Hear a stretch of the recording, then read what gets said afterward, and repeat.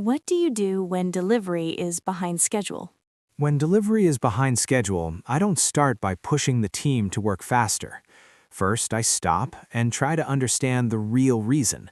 Usually, I check if the delay comes from scope, dependency, team capacity, or blocked decisions. Then I look at the real impact, what goals are affected, and whether this delay will impact other teams.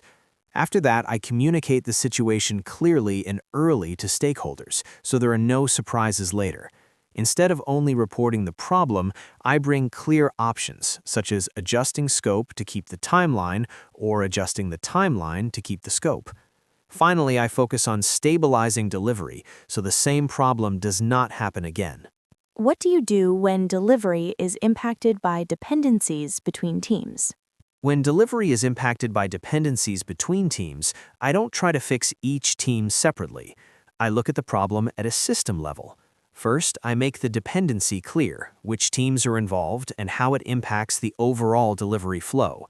I always focus first on dependencies that can cause a chain effect. Then I bring this dependency into open discussion so it is visible and shared, not hidden inside one team. If needed, I work with product and stakeholders to adjust priorities or escalate decisions to remove the bottleneck. My goal is not to make one team faster, but to keep a stable and predictable flow for the whole ART. What do you do when dealing with risks or issues? When dealing with risks or issues, the first thing I do is to clearly separate them. A risk is something that may happen, and an issue is something that has already happened. Then I assess the impact and the timing, because not every risk needs immediate action, but some risks need an early decision. I always make sure decisions are made at the right level. If the team can handle it, I let the team decide. If not, I escalate early to get support and direction.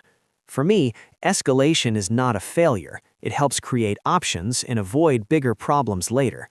Once a decision is made, I follow through to make sure the issue is fully resolved. What do you do when the plan goes wrong? For me, a plan is a tool, not a fixed promise. It helps teams align and find risks early. During planning, I focus on aligning everyone on shared goals, not on detailed tasks. When conflicts appear, I bring them up early because late conflicts are more costly. If the plan no longer matches reality, I don't force the old plan. I replan with clear trade-offs, such as adjusting scope, priority, or timeline. After replanning, I reset expectations with stakeholders so everyone works from the same reality. What do you do when go live? When preparing for a release, my first focus is on real readiness, not time pressure. I make release risks clear, especially around quality, testing, and system stability. In high-pressure situations, I always try to balance speed and stability because an unstable release can cause bigger problems later. My role is to help the organization make a conscious decision based on risks and impact, not on emotion or short-term pressure. For me, protecting long-term trust is more important than hitting a go-live date at all costs. What do you do when your forecast is wrong? In agile delivery, I value predictability more than perfect numbers. For me, a forecast is not a fixed promise. It is an estimate based on current data and trends.